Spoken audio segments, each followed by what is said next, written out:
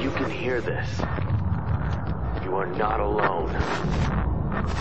This is the resistance. Alrighty. So we've covered bare bone basics. Those last few videos, as extremist as they sounded, as large and profound the information is in there, there's so much stuff that needs to be investigated on individual levels in order to actually formulate a reasonable opinion that can be brought to a debate table. So, now that we've established that we, as Worldwide Resistance Network, truly understand that there is a difference in all of these religious ideological constructs, we try not to beat a dead horse over this topic and this topic alone, purely because it is so large and so vast. It almost feels like the topic of religion as a whole, although I find it to be extremely important, that is a personal opinion of mine, although I find it to be very important, I'm also feeling that that topic was almost created as a net, a trap of sorts, to keep us all busy observing this topic and this topic alone, which would remove us from paying attention to the far grander picture. The thing is that when we have an audience that pays attention to us and they only click on certain videos here and there and there and there, they actually assume that we know nothing of the esoteric agendas that are available. Quite the contrary, we have vast information about the esoteric agendas that are available.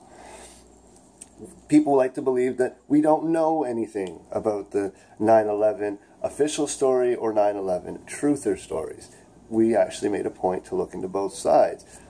Disclosing the opinions of what we've discovered there becomes dicey, because the opinion is splintered off into different reasons why we believe certain things happened on that day.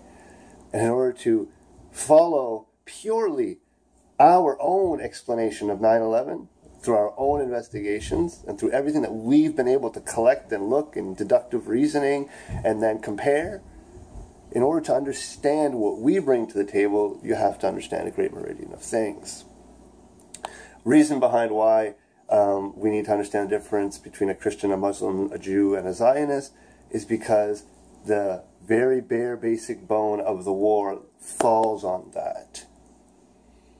Oh, you guys thought I was going to come out here and yell at you again, didn't you? So understanding the religious constructs helps, because what is next? We look into the political field. The political field is governed by mere men. And mere men and women, the human creature, tends to hold, all of us tend to hold very simple, basic things. We all hold morals. Morals may differ. What you believe to be right and wrong may differ from human to human, but the fact that you keep a difference between right and wrong is the fact that you have morals. Okay? We all have some sort of faith-based belief structure in our brain. Fuck you, Connor, I have no God, I have no... I'm sorry.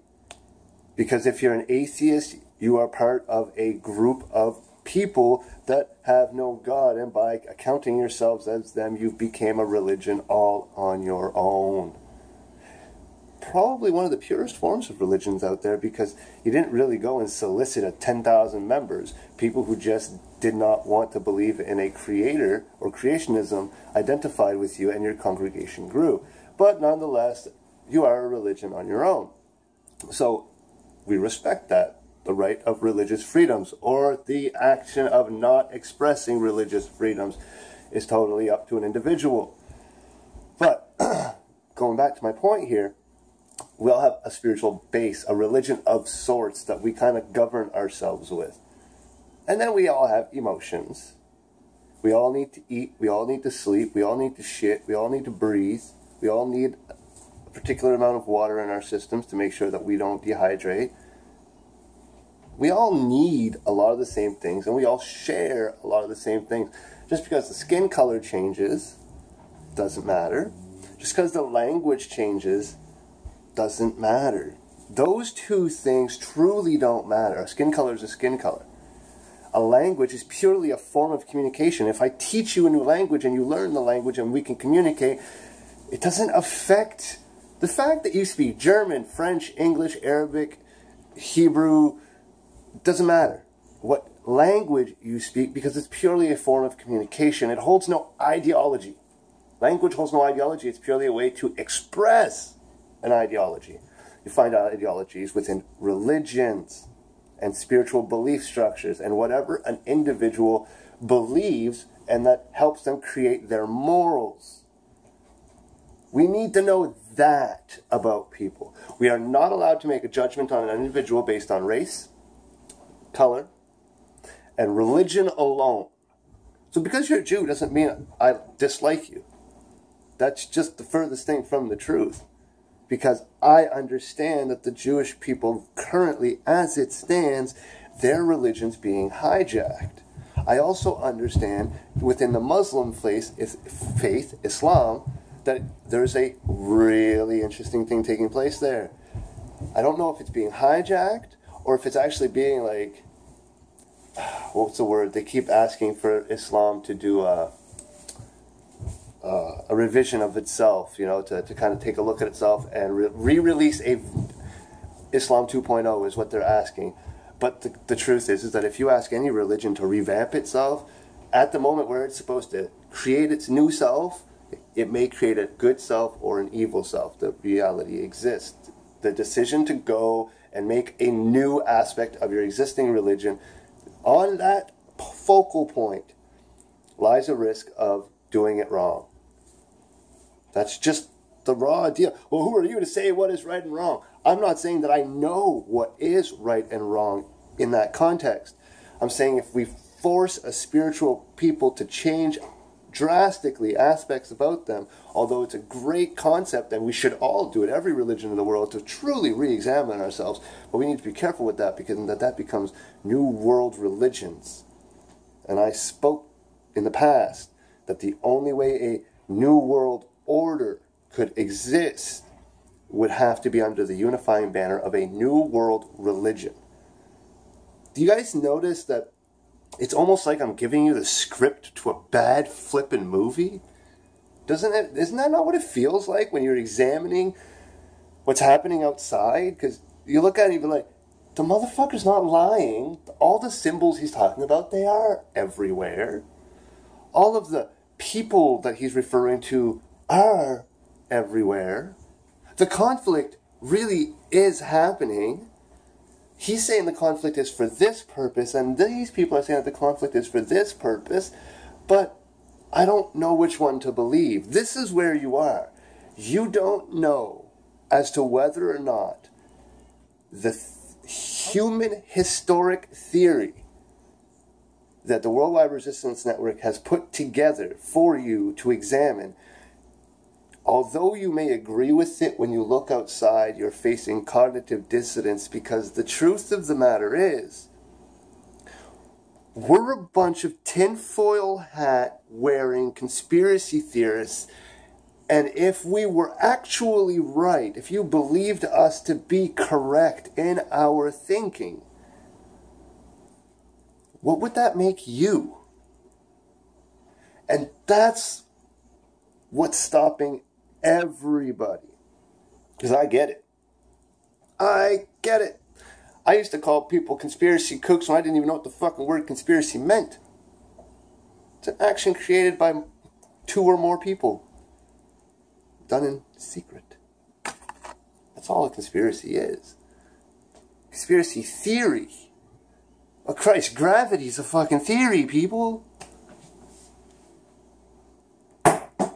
Why did it fall? Theorize on that.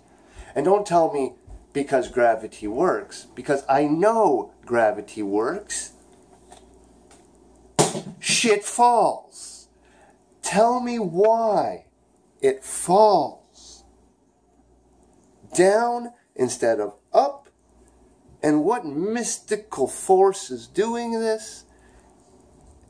Explain to me gravity in the way that the scientists today are telling you, I can give you a lot of theory behind gravity, gravitational pull, and all of these amazing, huge scientific words. I can make it look and sound beautiful. I can't tell you why it happens. I can just tell you that through the great power of observation, that it happens, and it happens for a surety. It happens every time you fucking drop something. It falls. Tried, tested, and true since we were babies to the day we die. Most of the time we die from a fall. Gravity works, is what I'm saying. But no one on earth can tell us why or how, and that's just how it is in the scientific realm.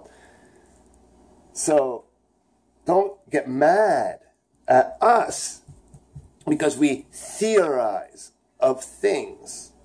Because a conspiracy theory is merely an individual, or perhaps, like the Worldwide Resistance Network, a group of individuals that are working to figure out whether or not another group of individuals got together and decided to hurt a large group of individuals. Now, how confusing was that shit? Yeah.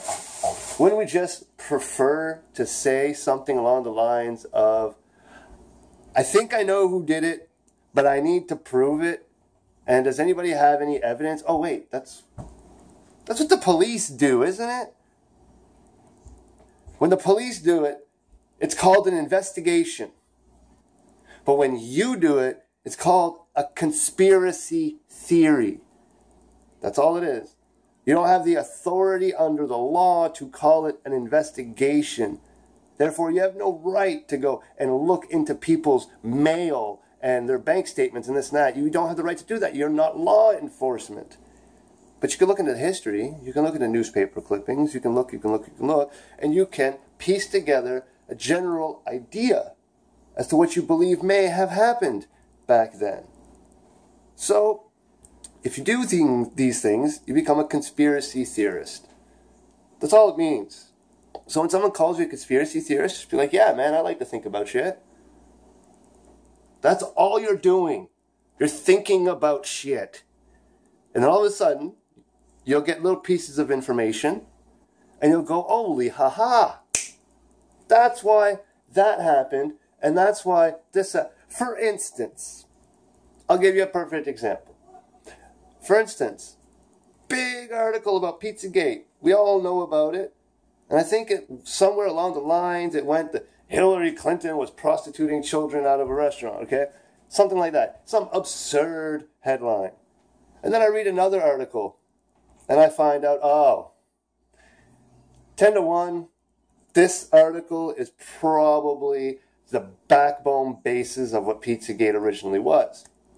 Because when they talk about the government being involved in pedophilia rings, that's... doesn't matter what political leader you are. You could be Republican, you could be Democrat. You could be one dude thinking he's got an idea to be a good politician. And the moment you found out that politicians were involved with a pedophilic ring, even he didn't have a chance at looking good in public. But this is what happened. Okay? And the investigators that did this are actually in a lot of hot water for it, so don't think there's no repercussions behind this one. It's also why we don't talk about it. Why? We talk about shit when there's no repercussions. If we, as the Worldwide Resistance Network, are observing repercussions, most of the time, we leave it the fuck alone. But right now, it just works. For an example here, okay? Pizzagate, government pimping out pedophile children for people. That's the story. Come to find out, the investigators happened to seize darknet pedophilic websites. And where me, if I was the investigator, what I would have done is I would have taken the members registry list and I would have launched an investigation on all of them as individual investigations. Probably would have had to create a task force. There's some job creation for you. Hey, but I'm not the president. Anyway, and I would have investigated them all individually, and then, of course, regardless of the fact that I despise pedos and I just shoot them and call it a day, there is a process, due process laws, some are greater than others, and so on and so forth. So we would go by this process, okay? But what they did, because they didn't know which one of these members were active and not active, they sent them invitations. Yeah.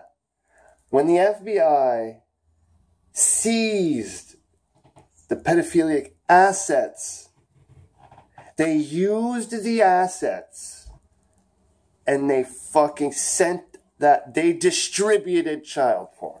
For lack of a better explanation, the U.S.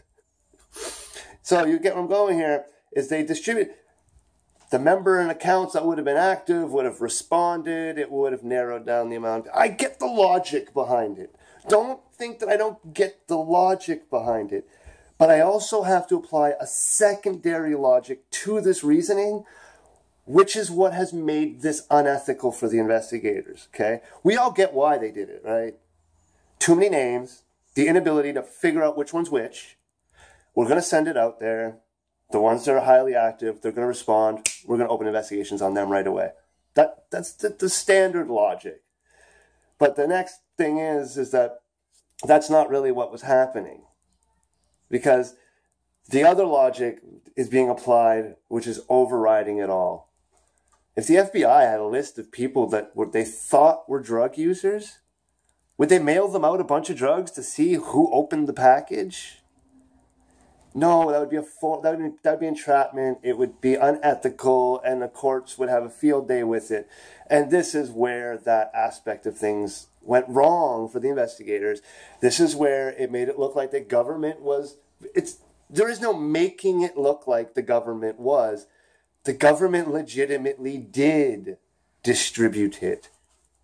Regardless as to whether or not we understand why they did it, does not change the fact that it happened. So nobody can tell us, well, they're trying to make it look like the government did it. No, we know the truth. They did it. We know why they did it. We get it. I kind of agree that they did it due to the nature of who they were attacking, but on the ethical grounds that the law will bring in a courtroom to defend these pieces of shit, we have to understand why all of this is going to get tossed the fuck out. Peace, guys.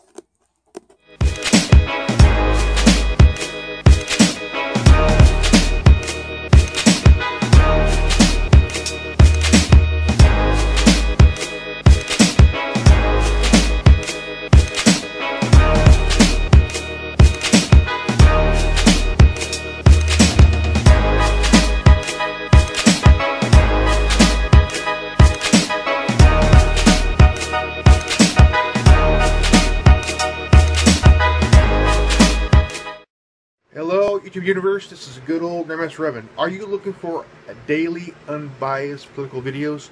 Come check out my channel at youtube.com/GrandmasterRevan, or you can find me in the featured activist section on the Worldwide Resistance Networks channel at youtube.com/Resistance2058.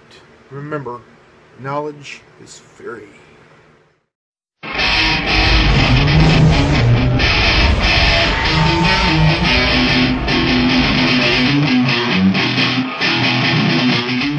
I want to talk a little bit about how America is becoming a modern-day Sodom and Gomorrah in some aspects. We are losing our morals and ethics in the United States. If you tune into the History Channel, they got Larry the Cable Guy telling penis and fart jokes to Cub Scouts. If you tune into Discovery Channel, they're teaching your children how we originated from aquatic mermaids. I didn't tune in to Fox News to hear about Kim Kardashian's ass cheek implants. There is a Beavis and Butthead mentality going about in this country, and it's contagious.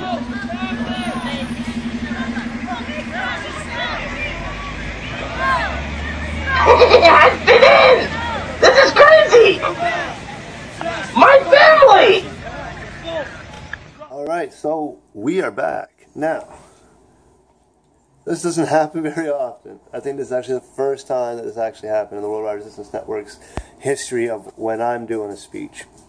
So, I do a little bit, and then I pause, and I do a little bit more, and then my editor, the Tin Man, he puts them together, and it comes out as a nice little piece of work that I've been enjoying because it gives me time to pause and actually examine what I'm what I'm talking about. So instead of scripting, I just re-listen to say, okay, this is the points that I was making. Okay, I'm going to continue on with the points. Well, when I finished my last little piece, my little segment, I was explaining how by properly researching the big stuff and kind of keeping it low pro, but still staying very interested in and informed about it, amazing things can come forward. And I said, for as long as things are happening, we normally just leave it alone, when I was referring to what was happening with the whole Pizzagate and the FBI and all that stuff.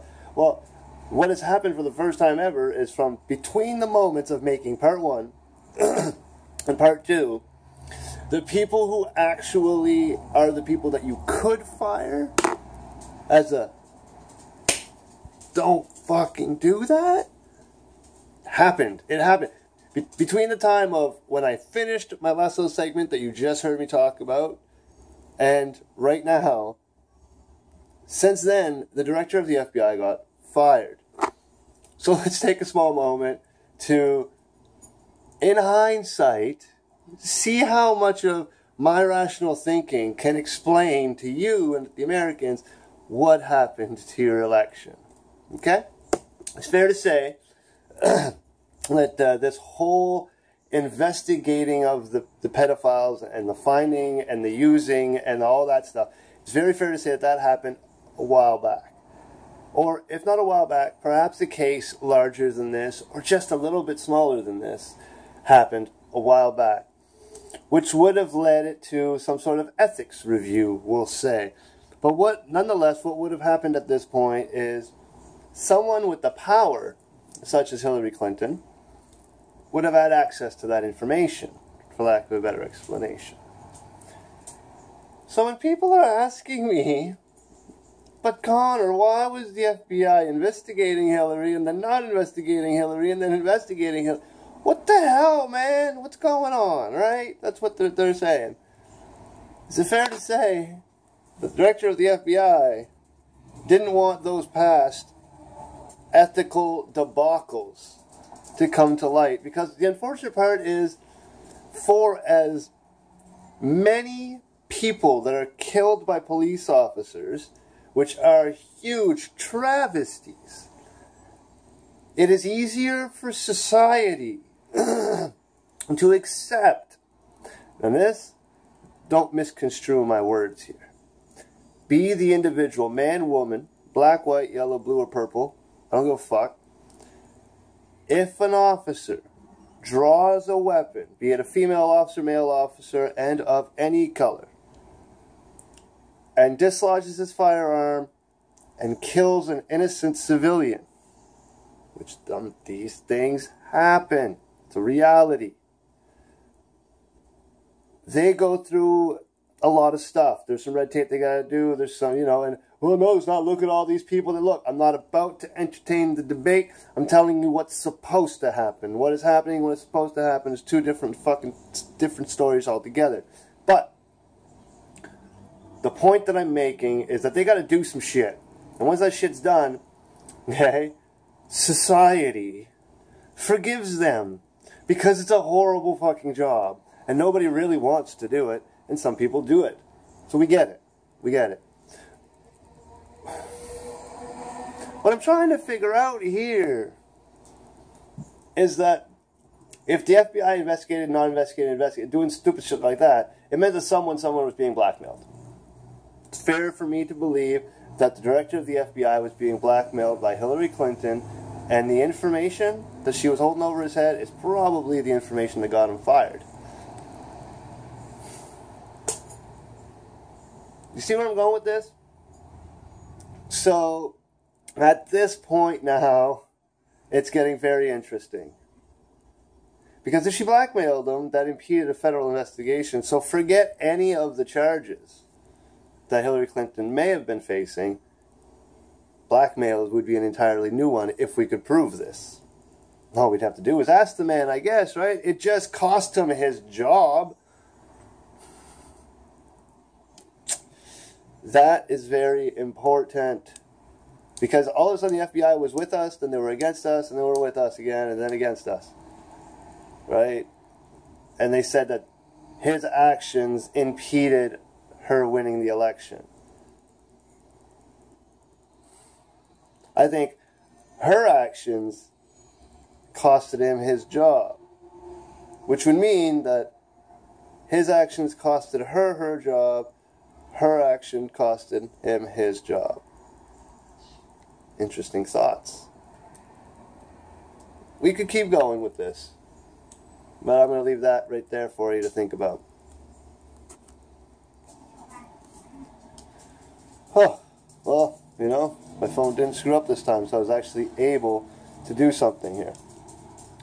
So now, if you start to realize that that was perhaps the conflict that we were witnessing here, now we have to ask ourselves, is there a chance, a small chance, that the unethical use of the seized pedophilic assets that the FBI had screwed around with, is this what led to the dismissal? See, we need to know exactly why he was fired. Because the truth is that if he was fired because he allowed his investigation or the people below him to conduct unethical methods of an investigation that caught something like 900 pedophiles, what I'm getting at here is that if I can forgive a police officer who did an ethical wrongdoing, which we would all agree that it was ethically wrong and you shouldn't shoot a civilian and things like that, if I can forgive them for that and they can keep their job and they can move forward and do great things, why did the director believe that for one moment that once it came out to light that he did a little bit of fucking shady shit, but what was done with that shady shit took 900 pedophiles out of the equation? I'm almost sure the American public would have forgiven him. There might have been medals in order for a man that was prepared to go against the law at an exactly precise moment when you're supposed to break the law. We say we're supposed to break the law when it doesn't actually fit the model, for as long as the model is for a righteous purpose. So in essence, if you came to me and asked me, can I skirt tail the law in this aspect, although it would be a crime, would I be allowed to do that because what I'm doing is getting these monsters? I have to look at you with a straight face and say, get the job done. In today's society, the unfortunate reality is that this is how that conversation ends. It doesn't end with get the job done. It ends with get the job done, and we will speak of this to nobody. We live in a society where we don't have to add the words, and we will speak of this to nobody. We are in a society today where if you had to break the law ever so slightly to get 900 pedophiles off the streets, and you just stood at a press conference and you said that's what you did, we're good with that. We understand what you did. Just don't try to equate what you did to going after child predators with what you would do with perhaps a drug dealer. So there's certain areas, unfortunately, even I believe, there are certain areas where if you had to break the law, to enforce the law, to get the job done, good job. Not, you're fired. But the pretext here is that I'm assuming that Comey was fired on the ethical grounds of an investigation regarding a case so dirty and disgusting, nobody really wants to bring it to light. But the truth is that as the acting director of the FBI at the time, from what I understand, one of the largest pedophile ring stings took place. Don't think the man was doing a horrible job. Maybe he was corrupt. Maybe he had friends in dirty places. I don't know. Have you looked at the bad guys? They tend to find themselves in some pretty fucking low, dirty, and disgusting places. I'm just saying, man. And you know me. I'm not normally the one that defends the police. I'm not normally the one that defends anybody in office. Anything like that. I'm just saying. If Comey had Hillary's emails, and Hillary had Comey's fudged investigations involving child predators,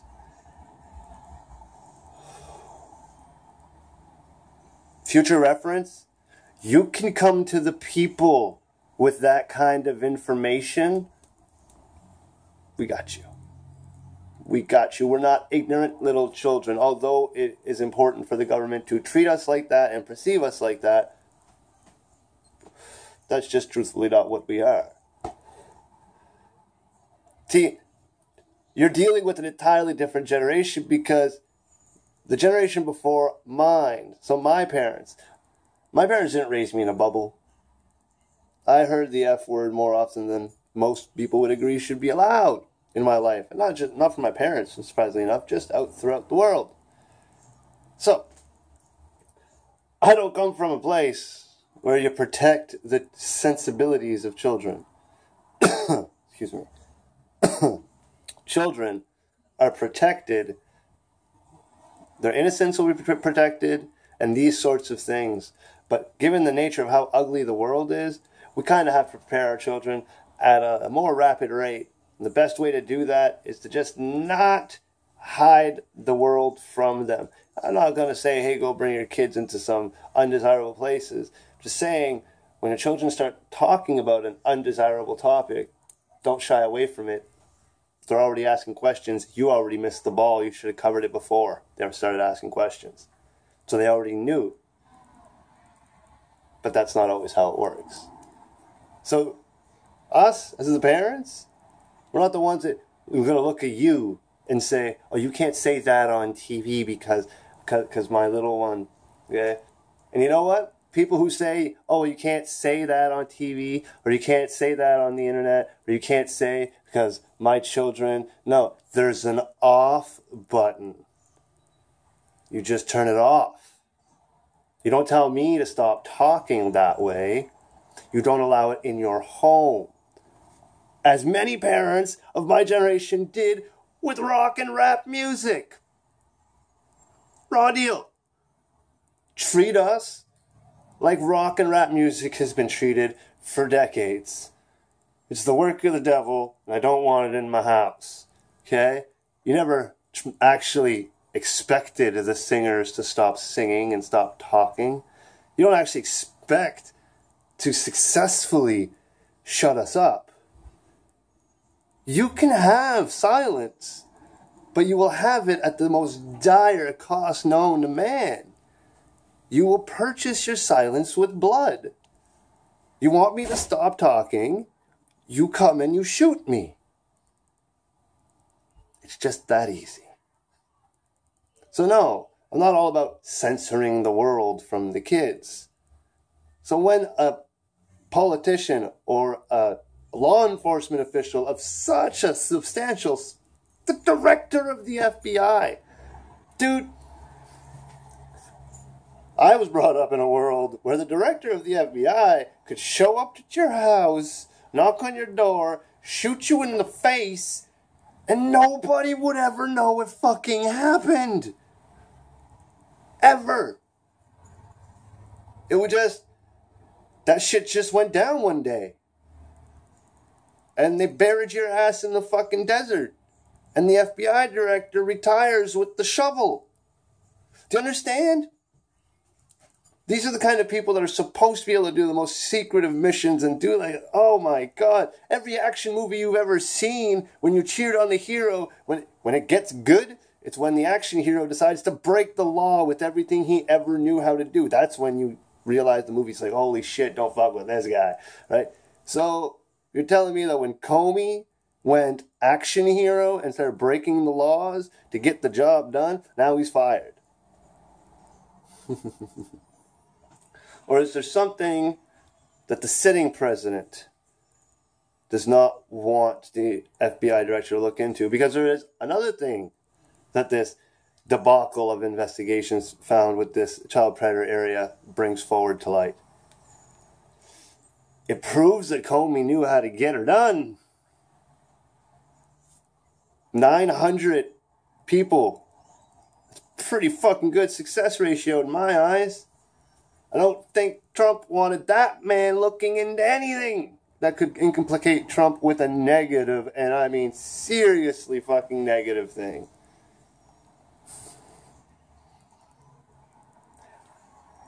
I don't understand why everybody says that Trump has fired the man that was investigating him. In the dismissal letter, Trump states that he is thankful for being made aware on 3 separate occasions that he was not being investigated. So the logic here would be that, all right, so we're good. Yeah, everything seems to be running. Yeah, you got a few cases going. Okay, cool. Am I being investigated? No, so as it stands, currently, I'm not being investigated. I'm in the good right now. Yeah, you seem to be doing everything. Oh, yeah, you are ethically sound and cleared for duty, Mr. President. If you have to nuke something that really, really shouldn't, you come and see me, and I'll try and help you out along the way. But as of right now, you seem to be okay. All right, then, you're fired.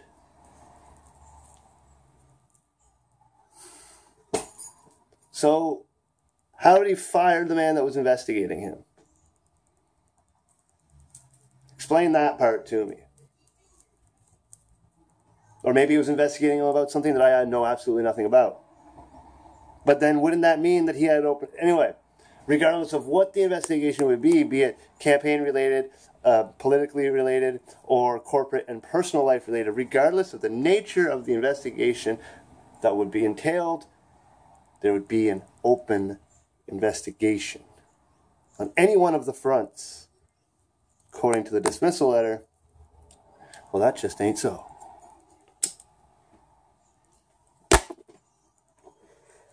So I think what you're seeing is the tail end of a catfight between the FBI and Hillary Clinton. And I think what you saw was Dad walk in a room and grab both kids, knock their fucking heads together, and tell them to go into their respective corners and go fuck off somewhere. Because they're being too loud.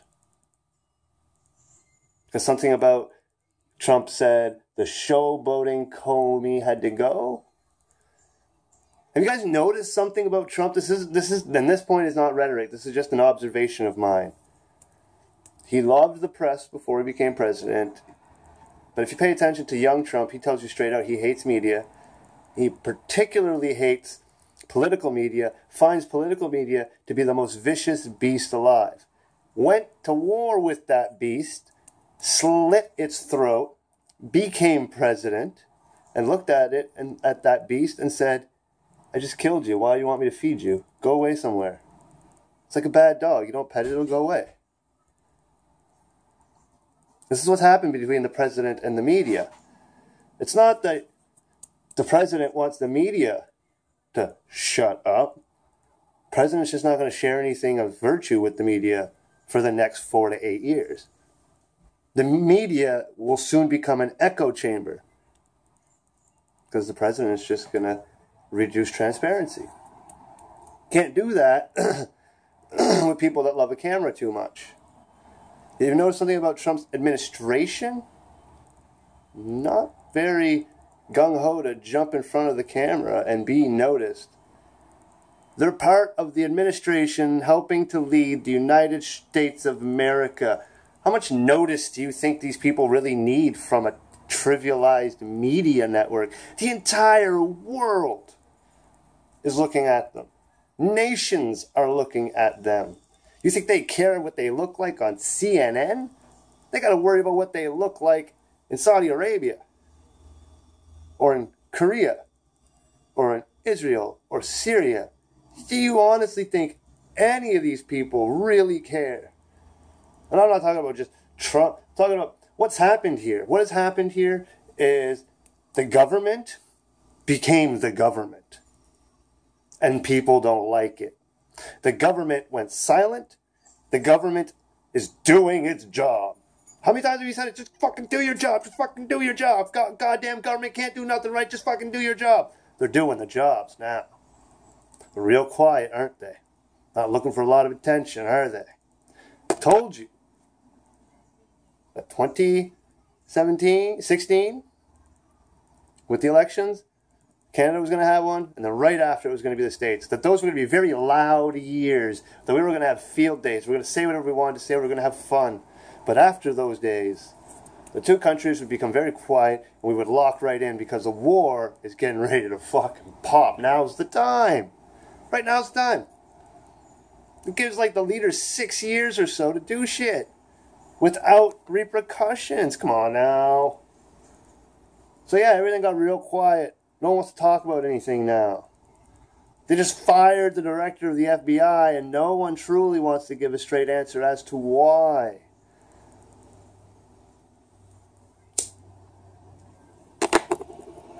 So you got me here on the fucking internet spouting crazy theories behind why the man got fucking fired. Also why he flip-flopped on a major political investigation, leading to what could be even greater criminal charges against people. Ooh. Everybody's got to be extremely quiet right now so that this can kind of settle back. Keep your eyes open. Something big is coming. Normally always does. Peace, guys. On May 9th, 2017, Trump fired FBI Director James Comey. The timing and the official justification for the move bordered on the absurd and set off a firestorm of speculation and accusations. This is intentional. They want you chasing red herrings. He's waving his left hand so he can make his real move with his right. We'll get into that more in a moment. Trump is dirty. He's fully compromised, but not in a way that most of his critics assume. Both Trump and Bill Clinton were frequent flyers aboard the Lolita Express with Jeffrey Epstein. Epstein is the billionaire pedophile who got busted running an elite child prostitution ring. Victims testified that Epstein had them sleep with rich and powerful men from around the world. They also said that he directed them to collect information on these men. He referred to this as investing in people. Now, we know from the John Podesta email leaks that Hillary Clinton pulled strings with her friends in the media to make sure that Trump rose to the top in the GOP primaries. This was referred to as the Pied Piper strategy. The heads they win, tails we lose strategy would be more accurate. Epstein was let off with a slap on the wrist, pled guilty to 1 count of soliciting prostitution from an underage girl, and agreed to settle complaints regarding 40 other women in civil arrangements.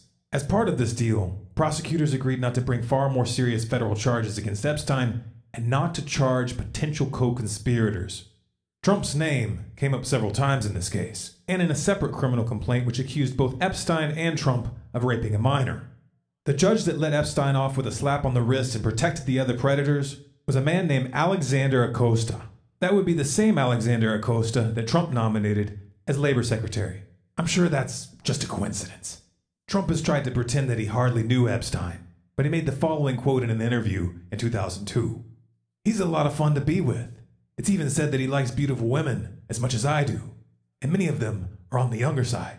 No doubt about it. Jeffrey enjoys his social life." Sounds like Trump knew what he was talking about. Now, Mr. Comey did behave in a bizarre fashion during the election. We won't dive into the details here, but if you look at that story again, in the context of a network of compromised politicians, royalty, and CEOs, one can make the case that it played out something like this. Comey was ordered to stand down.